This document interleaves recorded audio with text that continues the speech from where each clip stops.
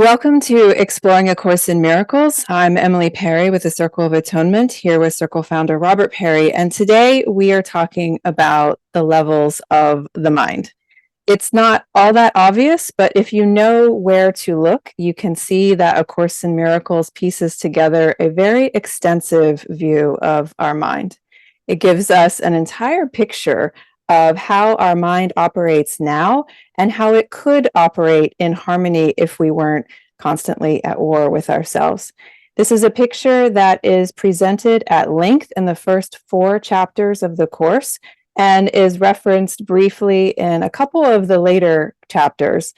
The content that Robert and I are going to talk about today was almost completely removed from the original publication of the course, but you can find it in the complete and annotated edition of A Course in Miracles. And of course, you can also find it in Scribe Helen Schuckman's original notes.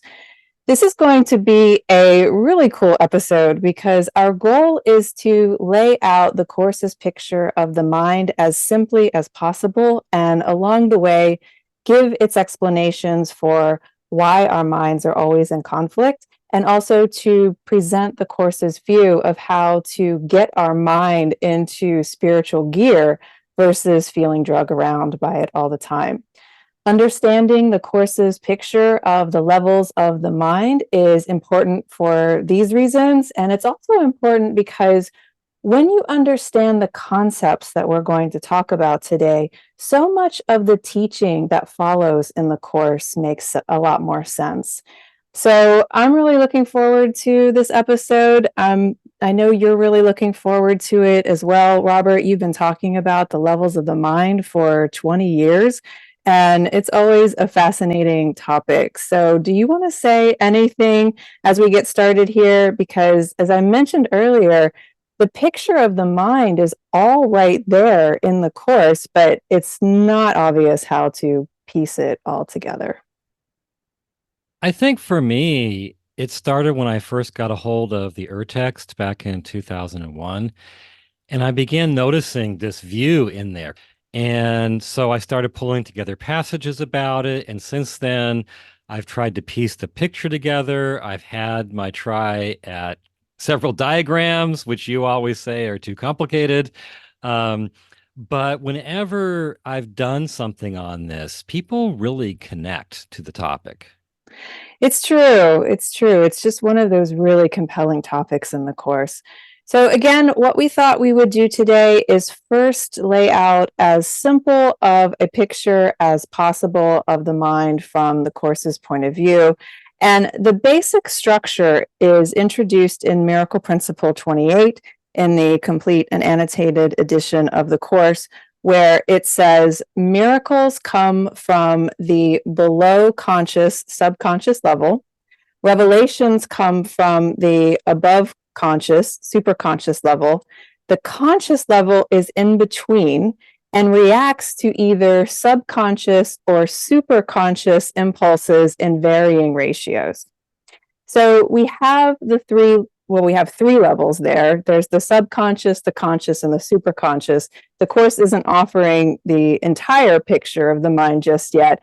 But Robert, just give us an overview of what these 3 levels are and what they do. So here is a pretty simple version of the picture.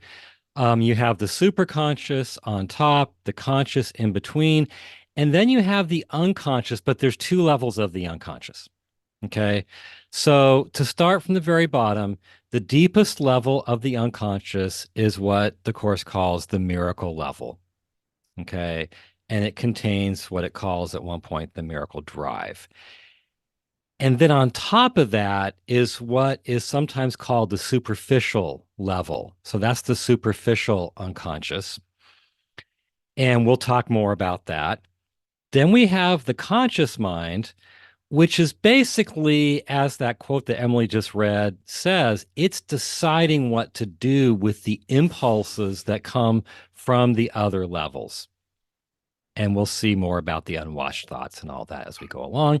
And then finally, we have the superconscious level, which is really the level of our oneness with God. And its impulses constitute what the Course calls the pull of God. And we'll talk more about that as well. The course talks about the levels of the mind being strangers to each other, in conflict with each other, and it even calls what's happening in our mind now disastrous. The course says in chapter 3, the levels produced by the separation are disastrous. They cannot but conflict. And that explains a lot because we feel this conflict in our minds all the time. We know it's disastrous. So here we have this picture of the mind that is fragmented into different levels with different needs, and those needs then compete with each other. And it's also interesting that the Course doubles down and says that all external war is caused by the internal war in our own mind, which makes perfect sense. But say more about that, because that's a very intriguing concept. What the Course says is that the different levels are strangers to each other. So one level looks at another and says, whoa, you are weird and alien, and you go after different needs. So then the different levels are going after competing needs. And that means they're constantly in conflict. And this internal conflict in our mind is what leads to all external conflict. So interpersonal conflict and international conflict are both manifestations of the war between these different levels in our minds. And the Course says that the result is, quote, a kind of bedlam. It's a battlefield, it's chaos. Okay, so there's the miracle level, there's the superficial consciousness, which is the stuff that we repress. There's the conscious level, which is our awareness and our behavioral level. And then there's the superconscious level of God. And we're going to go through these one by one. We'll take it in chunks, starting at the very bottom with the subconscious. And as you just mentioned, Robert, the subconscious has two levels. There's the miracle level at the bottom and the superficial unconscious level above the miracle level. And I know that it sounds confusing, but it's actually a pretty simple picture once you get it. So let's start at the very bottom with the miracle level. This is what Jesus repeatedly calls the deeper level or the deepest level. And it's what we might refer to as the collective unconscious. So say more about this bottom level.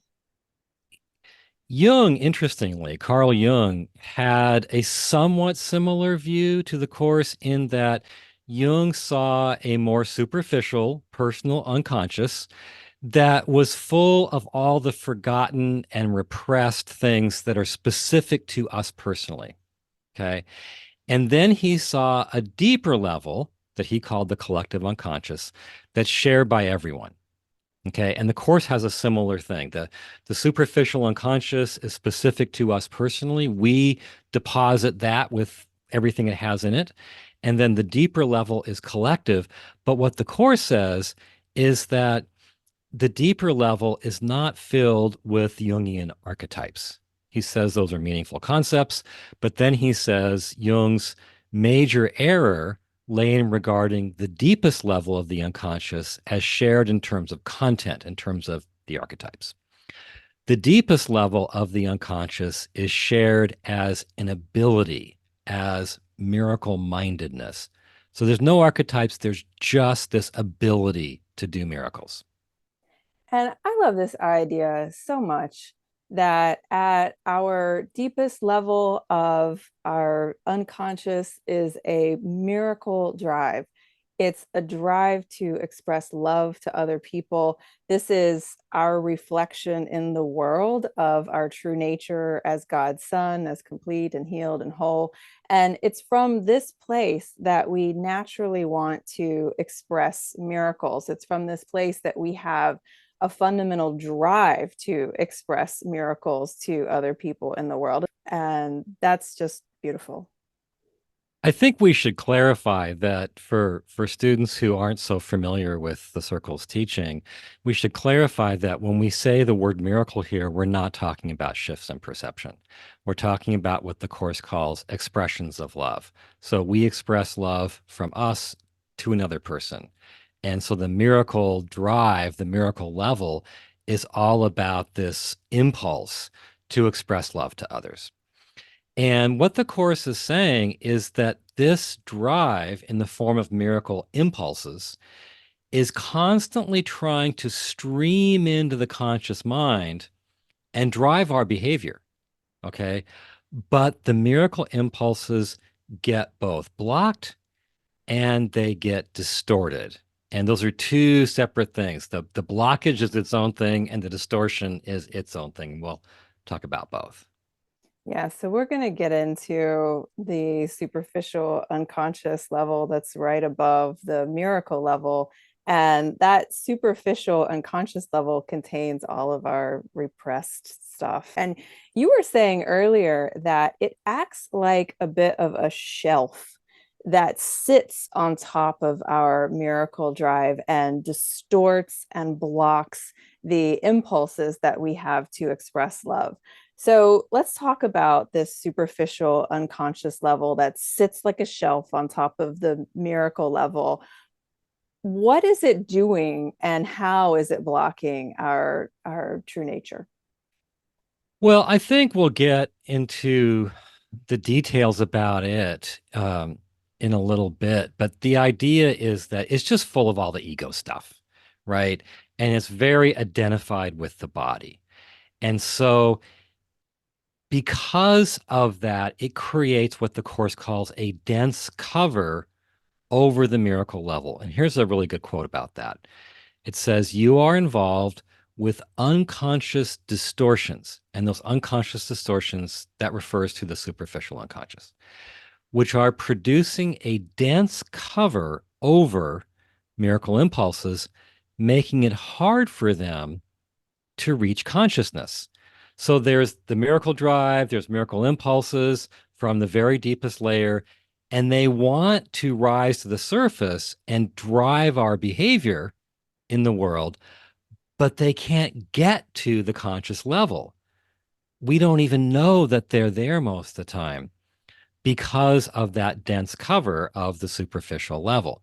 And so it's kind of like we have a car and the engine wants to drive the car forward, but our car is perpetually out of gear. So the engine's there, it's running, but it can't move the car. And so the miracle impulses are there. They're trying to reach consciousness, but they get blocked and they can't drive our lives. That is so fascinating. So, the superficial unconscious is full of all of these impulses of the world, all of these egoic impulses. And that means that we no longer have access to the miracle level underneath. And on the surface, one of the effects of this is that the superficial unconscious makes our relationships superficial. So the course in chapter 1 under miracle principle 28 says, in conscious actions, then your interpersonal relationships also become superficial and miracle inspired relating becomes impossible. And what an interesting image. We could have constant miracle inspired relating, but we've lost access to that deeper level. And so our relationships just become superficial. It makes sense, doesn't it? So another thing is that our miracle impulses not only get blocked, but they also get distorted.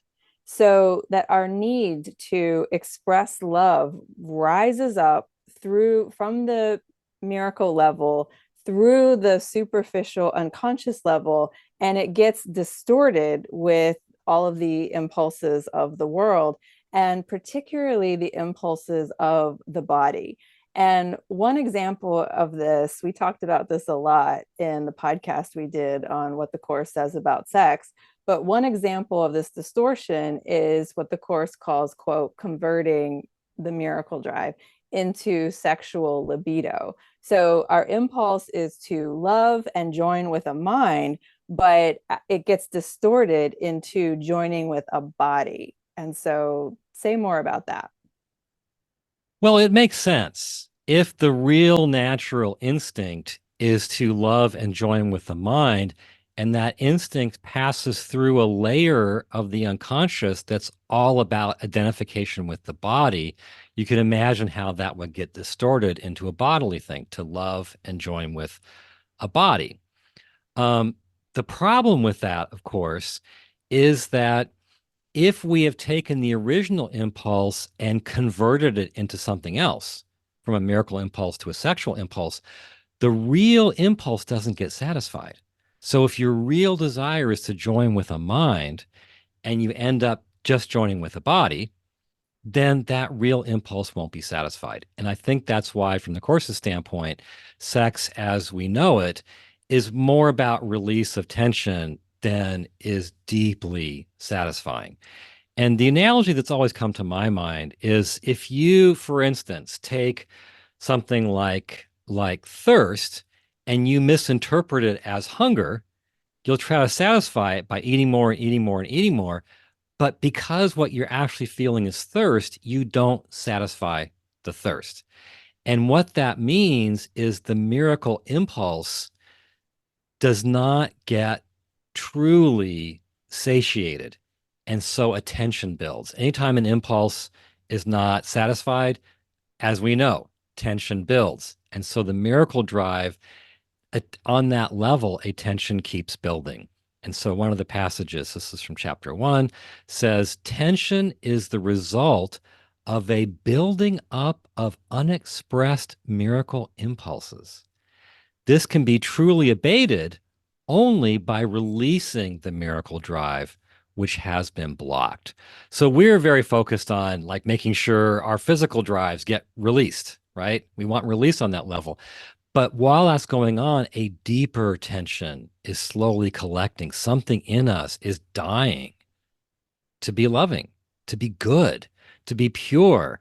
And the tension grows and grows until something breaks. And sometimes what breaks is we get religion in a more conservative, traditional sense. And our neighbors look at us and wonder what happened to us. But I think that's one of the ways that tension, the building of that tension expresses itself. It's really interesting to think about because we know what physical tension feels like sexual tension, that kind of thing.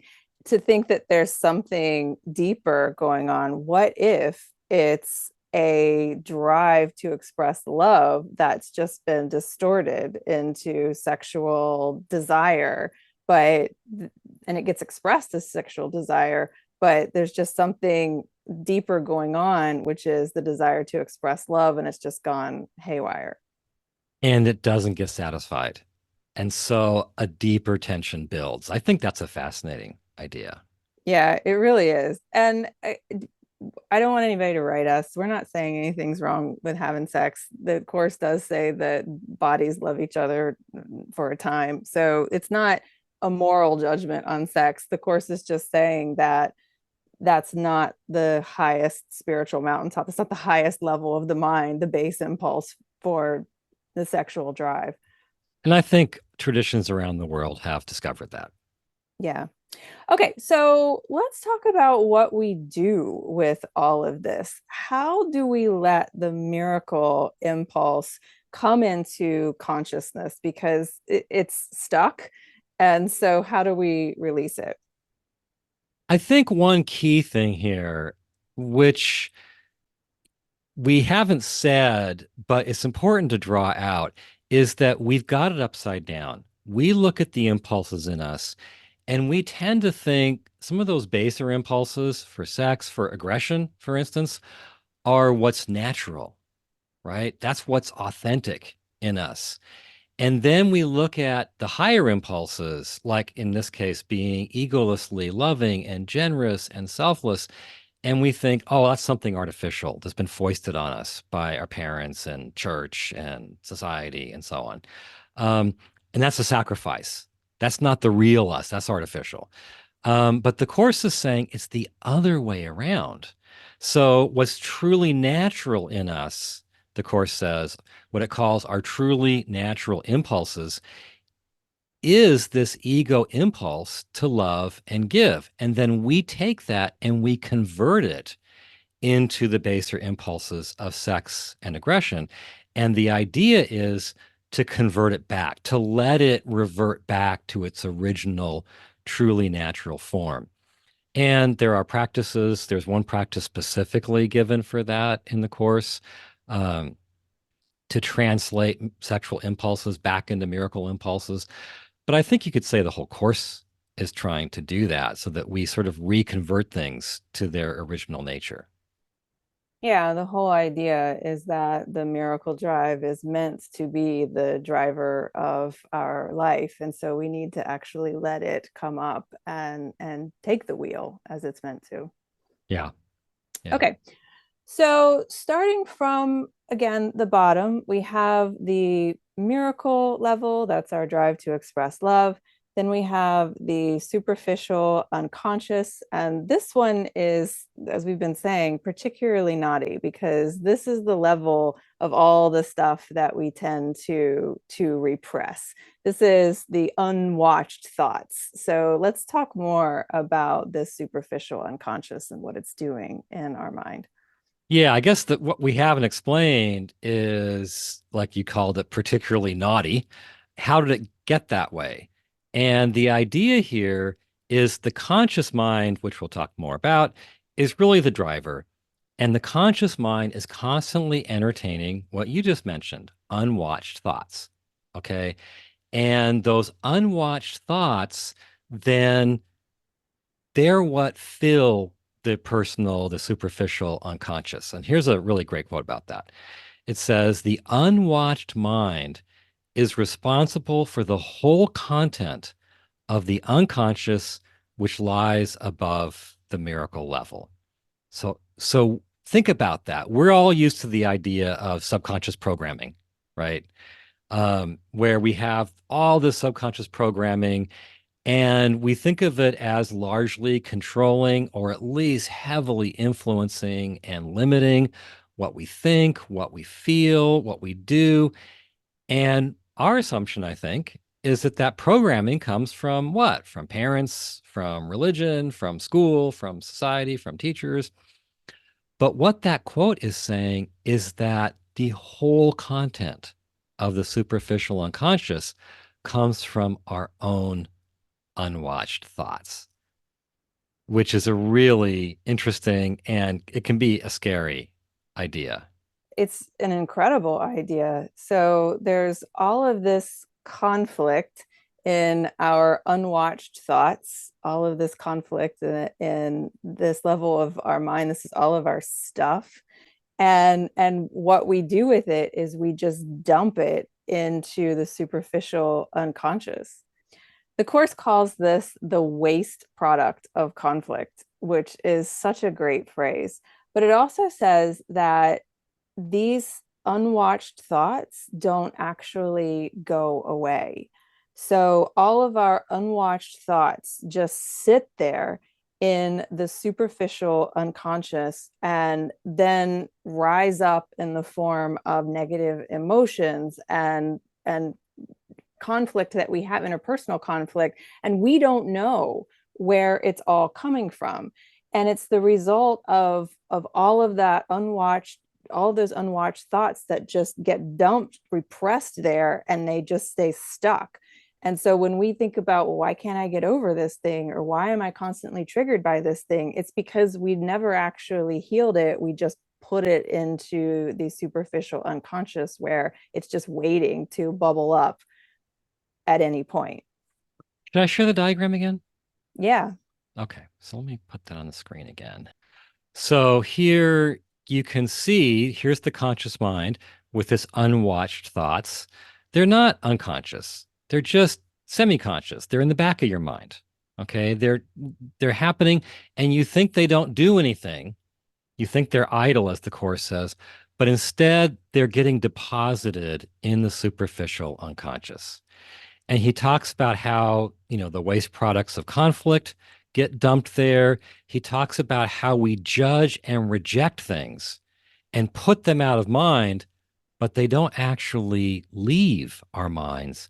They get dumped in the superficial unconscious. Okay. And from there, they cause disturbances. Um, Doesn't that just make so much sense that they don't leave? They just stay there, and it explains why we're still so triggered, why we still can't seem to get over things. It's because we haven't cleared it. It's just sitting there. it's like if you never took your trash to the curb, you just dumped it in the basement and it piled and rotted. And then you're thinking, like, why does my house smell? Yeah. Yeah. Good One analogy. of and here's another good one. This is I think a really interesting one. Jesus at one point refers briefly to a paper that J.B. Watson, who was the founder of the school of psychology known as behaviorism, a paper he wrote in 1930, where he's making fun of Freud's view of the unconscious, but Jesus says, no, that's the correct view. And here's what Watson said, and keep in mind that Jesus is verifying this as the correct view, even though Watson was saying it in fun. Just as a sharp object, when swallowed into the stomach, gets lodged, goes on creating organic disturbance until cut out, just so at times sharp perceptions or ideas sink through the esophagus into the stomach of the mind, the unconscious. There, the foreign body stirs up trouble until removed by the scissors and scalpel of the psychoanalyst. That's a really great physical image. And so all this is getting deposited down there, but it keeps going on creating disturbance. And that's where what Freud called the censor comes in. And Jesus references the censor a couple of times in the course.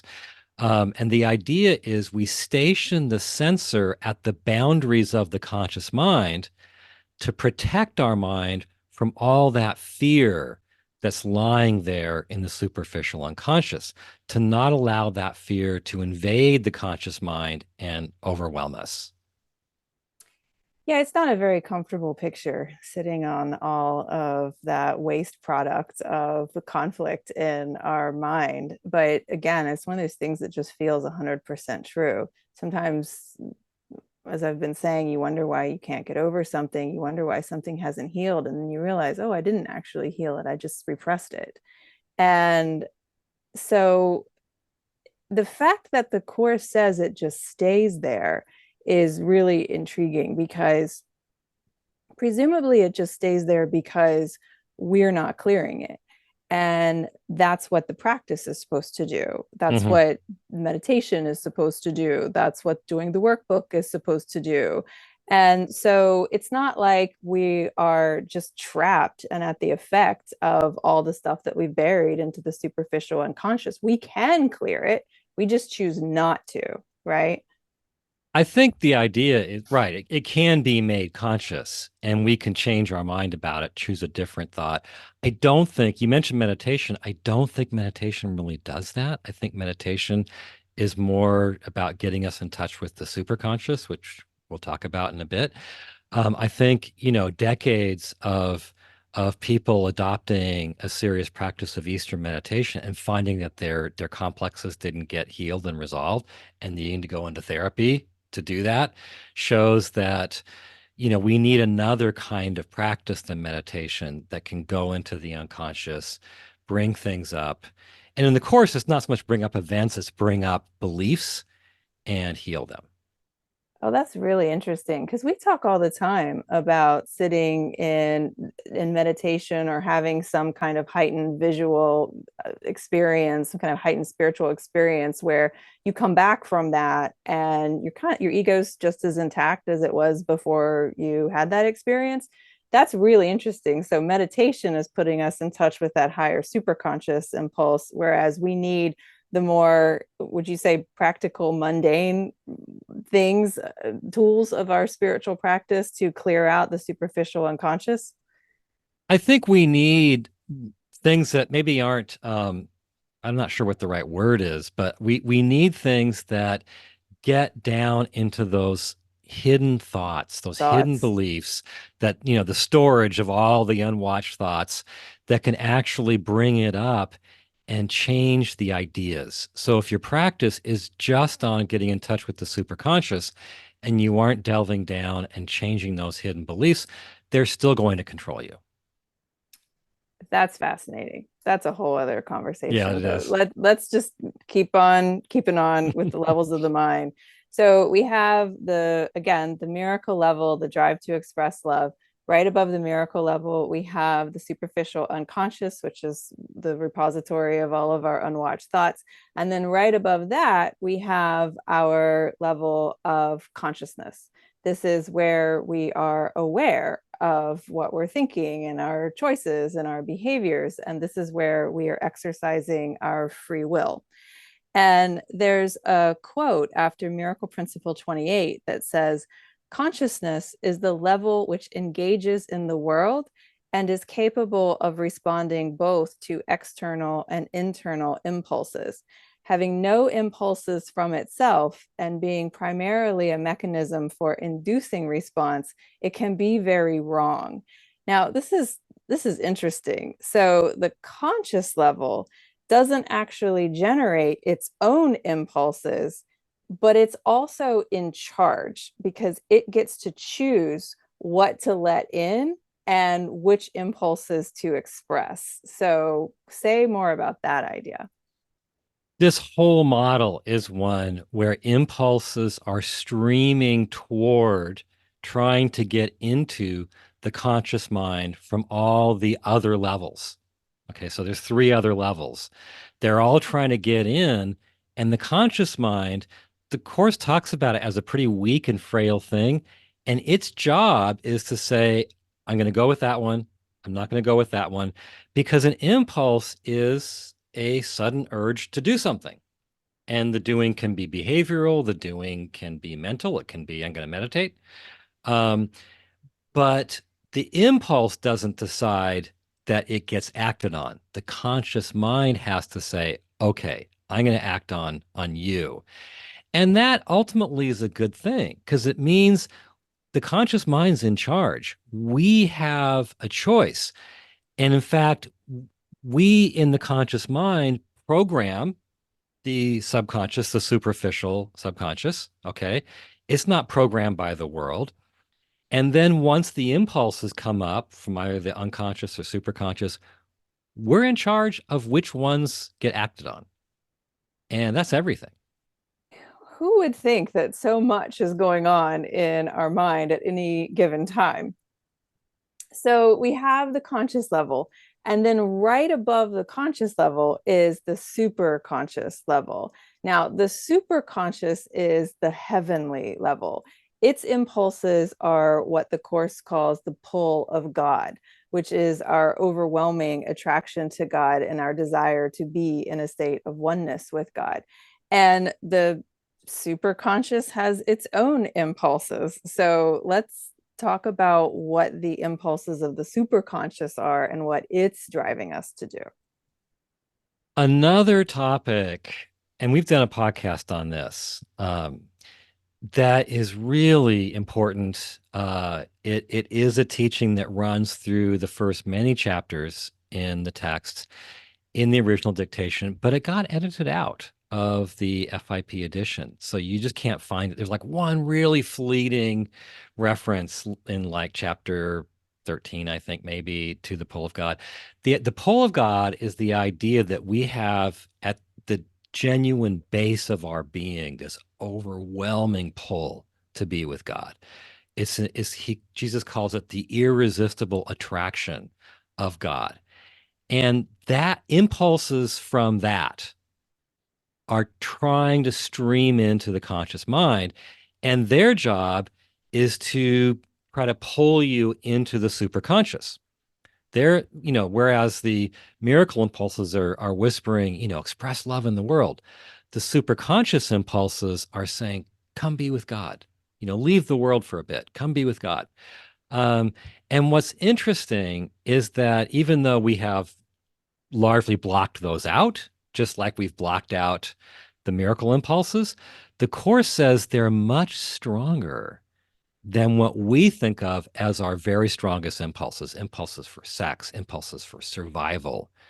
Um, and so, what the Course says is that the ego represses the baser impulses and represses the lofty ones, the superconscious impulses. And here's what it says about that. This is from chapter 4. The threat value of the lofty, the superconscious impulses, is really much greater to the ego. And here's the key line, because the pull of God himself can hardly be equated with the pull of human appetites. So we think the pull of human appetites is the strongest force in us.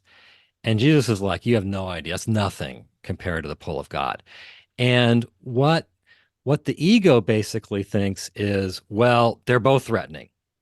So I'm going to repress both of them because they both threaten my control of things. When we were talking about this earlier, you were saying that even though the ego treats both the pull of God and its own human impulse appetite as being threatening, it treats them as the same. And what I mean by that is in chapter 9, the Course says that the ego, quote, does not make appropriate distinctions because they both threaten to dismantle the ego's world. So, in other words, if you indiscriminately express the basis human impulses, like eat it, kill it, screw it, you will land in jail. Okay. And If you have no filter there, you're in trouble. that will threaten your life. So the basest human impulses are a threat to the ego. But if you express your most lofty heavenly impulses, if the ego's afraid that you're going to go off and meditate in a cave somewhere, that you're going to give up all of your money and all of your possessions and turn your entire life over to God. So that's not good for the ego either. And so in the Course, he talks about the ego wants to inhibit both the basest impulses and the heavenly ones. So even though the pull of God is stronger, the ego is trying to keep them both down to keep itself safe. It doesn't want us in jail, but it doesn't want us with God either. And so it does this dance. And I'm paraphrasing here, but in chapter 4, the Course says that civil society depends on inhibiting the baser impulses of the ego. We can see that, right? If we all just ran around doing whatever the ego told us to do, we wouldn't have a society. But it also says that salvation depends on disinhibiting the pull of God, the superconscious. So the ego, again, it's this dance. Sometimes particularly in spiritual community, we tend to think that the loving thing to do is to let people's ego just run amok and love them anyway. But here he's saying that society depends on restraining the baser impulses of the ego, but your salvation depends on disinhibiting the pull of God, letting that come through. So it's just this amazing picture of this dance that the ego is trying to do to keep itself safe. It is, and you and I both love that picture. You can really see that if we just surrendered to all those baser impulses, there'd be chaos in the streets, right? Things would break down. And the ultimate goal from the Course's standpoint is not to simply inhibit those impulses. It's ultimately to heal them and even get rid of them. Um, but from a conventional standpoint, we have to at least inhibit them or we're in trouble. And my personal observation is I think we have less of a value on inhibiting them these days than we used to, and more of a value on letting them run free. And I think our society is slowly unraveling in part due to that. Um, but the other side is what's truly important. We have to disinhibit the superconscious impulses, disinhibit the pull of God. And that's something we could spend a long time reflecting on and talking about, because what does it mean to let those impulses really come in and for the conscious mind to say, yes, I choose those? It would be really easy to conflate the miracle level, the miracle drive, the miracle impulse with the pull of God, but you paint a distinction between them. So talk about how they're different. Well, the way this model goes is that they're both, for us in this world, are truly natural impulses. Okay. But they're different, as you're saying. So, one set of truly natural impulses, the miracle impulses, they say, express love to everyone, love everyone, be generous, be a healer, right? Be a giver, be someone who has so little ego they can truly join with other people. It's an interpersonal impulse. Okay. And then the superconscious impulses also are, and ultimately even more natural impulses, because they have to do with heaven, not this world, says, you know, pull away a bit, be with God, satisfy that irresistible attraction that you feel towards God. Give into that. Don't be afraid of it. Don't defend against it. Don't think it's a threat. And so they are different. One takes you to a cave or to a monastery. The other takes you into the ghetto, maybe, um, or wherever the people in your life are in need. And I think those impulses have been seen often historically as competing. From the Course's standpoint, they are in harmony with each other, and they can both be an essential part of a well-lived life. And a harmonious mind, as we'll get to. The way I think about it is that miracle drive is a desire to express love to other people in the world. The pull of God is that desire to be with God, to be one with Him, as we've been saying. And would it be fair to say that the miracle drive is the earthly reflection of the pull of God? I would think so. Yeah, because the Course is so clear that in heaven there are no miracles. There's no one to heal. We're all just one. And we're in complete oneness and complete concert. And so ultimately the miracle drive passes away when we, leave time and space completely. But I think on this earth, that drive is a reflection of the love of heaven. Okay, so we're getting to the close here. We've gone through Should I go back to the, the diagram? yeah, go back to the Okay. diagram. Okay. We've gone through the levels of the mind from the bottom up, as you see in the diagram. Sorry for those of you who are listening to this in podcast form. We've got the diagram on YouTube if you want to see it here. We've got the miracle drive, our deepest desire to express love. We've got the superficial unconscious. That's all of our repressed thoughts and all of our conflict that the miracle drive is running into.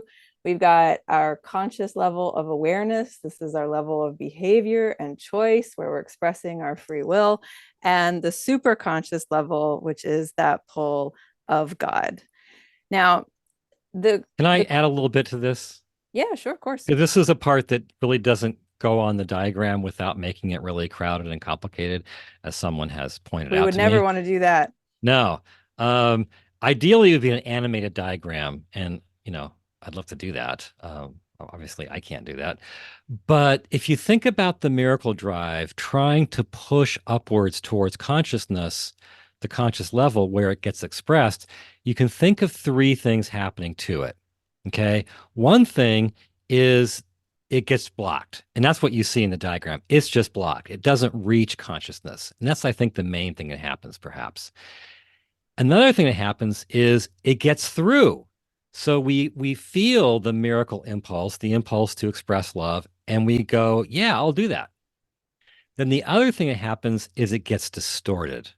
So it reaches consciousness and we think, I want to join, but it reaches consciousness in distorted form as I want to join with a body rather than I don't want to join with a mind.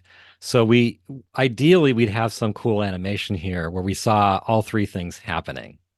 I know it's such a God, it's such an interesting, fascinating picture of what's happening in our mind. And it's one of those ideas in the course that once you put it together and see it like this, you just can't help but think that feels so true. This describes our experience, which is just a reflection, yet another reflection of the brilliance of the course. And Okay. while we're at it, I should say that just to make things slightly more complicated, the pull of God also gets blocked, and it also gets distorted, and it also comes through in reflected forms. So he talks about orgasm being kind of a poor man's version of the oneness with God. He talks about it being blocked, of course, because we're afraid of it. And he talks about it coming through sometimes in reflected form. So a dream that Helen had, Jesus said, came partly from ego repressed knowledge. Well, knowledge in the course sense is up here in the superconscious level. So her dream came from that level and broke through the repression of the ego. So it's a very rich picture. Oh my God, that is so good. I actually forgot to mention that part about the orgasm because that's fascinating. That we seek in an orgasm the experience of the pull of God, where the whole, if you have like a revelatory experience from a course perspective, you lose your sense of self, and that's what we're The seeking. world The disappears. world disappears. You just have this like explosion of God, and that's the experience that we're seeking in an orgasm. Fascinating teaching. Yeah. I don't know if you want to say more about that, but if you want to, you can. Well, the line that comes to my mind, there was a guy named George Feuerstein. He wrote a terrific book called Holy Madness. And he said, somewhere in an interview I read, he said that orgasm is poor man's samadhi. Um, Poor and man's samadhi. yeah, so it's a similar kind of idea. That's hilarious. I'm not going to forget that. An Yeah. orgasm is a poor man's samadhi.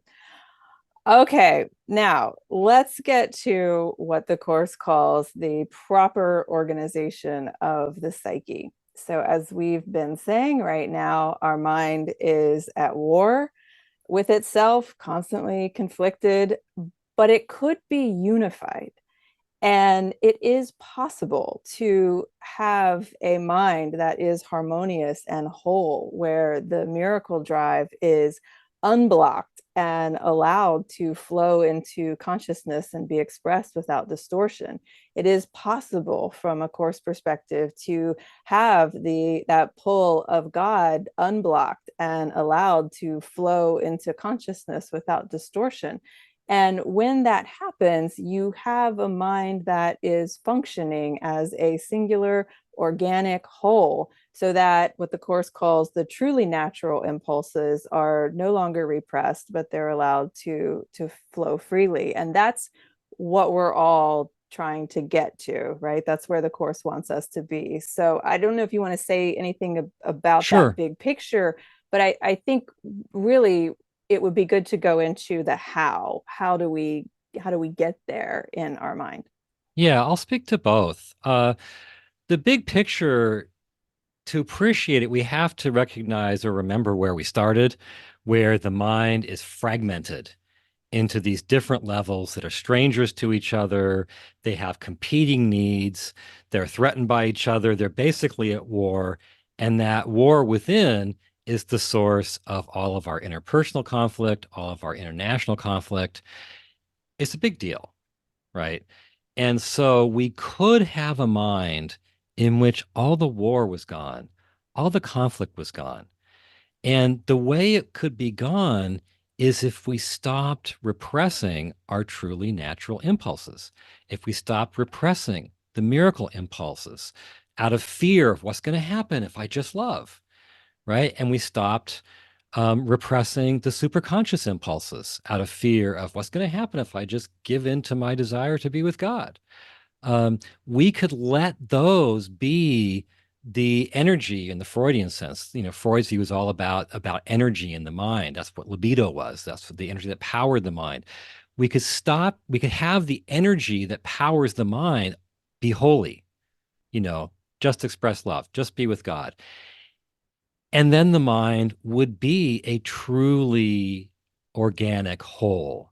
And the idea of the mind going from that battleground to a peaceful, harmonious, joyous whole in which everything works together. There's no strangers, there's no fragmentation. What a great picture. I know. And we talk so often in classes and whatnot about how we're really trying to get to what is our true will. And when you think about how we don't have to struggle and have so much resistance, because if we know that underneath it all, underneath all that ego and all that repressed thoughts and all that conflict is a miracle drive. And if we know that at the highest, most lofty part of our mind, we want to be with God, that these are the things that are true about us, then maybe we'll have less resistance. And also, so much of the course is pointing us towards how to see other people. And so if we have this picture in mind, it can help as well, because we're seeing that at the base of their mind, underneath all of their ego and repressed thoughts and egoic behaviors, is a miracle drive and a desire to be with God. And it just pulls out some more love and compassion. And so this is an incredible picture of the mind in the course. And every course student should understand these levels. And it really does make a lot of sense. And if we can kind of unwind what's going on in our mind and get to that unified whole, then what different lives we would lead. Incredible. Yeah. I think I should say a bit more about the how. I think that, the whole course, walking the whole path is the how, but we can say some things that are a bit more specific to the picture that we just outlined. One is that those superconscious impulses, the irresistible attraction of God, they do come into mind. Maybe they're mostly blocked out, maybe they come in watered down form, but they do come in. And we can value them and choose for them rather than thinking, well, that pull is going to make me less productive at work or it's going to, mess up my life in some way. So there's one thing. Another thing is so much of the problem in this picture is caused by the unwatched thoughts, right? That's what's programming and you could say even creating that whole level of the superficial unconscious. Well, we've got to get control of our thoughts, right? The unwatched thoughts are messing up the entire structure of the psyche. And so we need to get control of those thoughts. Another thing is when the baser impulses come in, we can stop telling ourselves that's the natural, that's the real me, right? We can say, oh, wait, that's me having converted my truly natural impulses into something that's ultimately artificial. And the course talks about, there's even a practice which I mentioned, it's in After Miracle Principle 48 in chapter 1 of the text, in which we can translate the sexual impulses back into miracle impulses. And finally, we can be on the alert for the miracle impulses that do make it into consciousness, right? We can watch for that impulse to do something kind, to say something healing, and we can obey it and actually express the impulse in the world. So if we carry this picture of our mind around with us, we will tend to have a different orientation towards all those things, the superconscious impulses, the unwatched thoughts, the baser impulses, and the miracle impulses. Beautiful way to end. Robert, thank you so much. And we'll be sure to include that graphic of the levels of the mind with We're the hoping show to get a notes. better version of it done for us. Yeah, so we'll be sure to include that in the show notes. You'll see it in the underneath the YouTube video and also on our website. If you go to circleofa.org/podcast, we have all of our podcasts, and then you find the notes underneath the episode there. I am grateful that you have simplified this graphic. Robert does have his own pull to distort his diagrams that makes them more complicated. And so we've Feel like there's a simplified this. compliment in there somewhere. No, it's actually the compliment, not that you need it, but the compliment is that, as I said in the introduction, this material was not only cut out of the original publication of the course, but even in Helen's notes and as it's preserved in the complete and annotated edition, it's kind of everywhere. Chapter from chapter 1 to chapter 4 in little pieces, and so it's a great thing to have it all put together in such a cogent, cohesive way. And it's very helpful to our picture of our mind and to our understanding of the course, as I've been saying. It's one of those Oh, things where, excuse me, but it's one of those things where the more you sit with it, and I've been sitting with it for like 20 years now, the more you sit with it, the more you realize, oh, I get it. This is what it's saying. And this is what it's saying about my mind and how my mind works and how my mind could work. And so it's one of those things where you can just see layers and layers there, so to speak. yeah, and again, it's so helpful once you understand the picture to see it in other people as well. So when you have someone who is just you can't understand why they're doing the things that they're doing, it's helpful to, at least I found it helpful to say that underneath all of that there is a miracle impulse. There's a desire to express love. The course even says there's a desire to join and be your friend. And so the work is opening that spiritual eye so that you can see beyond the behaviors to the truth of who they really are. And I think this picture is very helpful in that process as well. Mm, So mm. we can keep pulling on these Yeah, threads we and could. going down different directions as Yeah. we tend to do, but we'll go ahead and wrap it there. Thank you so much to all of you who have joined us live for this Exploring A Course in Miracles podcast recording. If you're listening and you would like to join us for a future broadcast, you're welcome to join our free community at community.circleofa.org, where inside you will not only join more than 5,000 fellow course students from around the world who are all walking this path with you, but you also have access to all of our free events, and we host at least 2 a week. So that website is community.circleofa.org. It's free, so we hope that you'll jump inside and join us there. On behalf of Robert and I and everyone at the Circle, thank you so much for watching and listening, and we'll see you next time. Bye for now.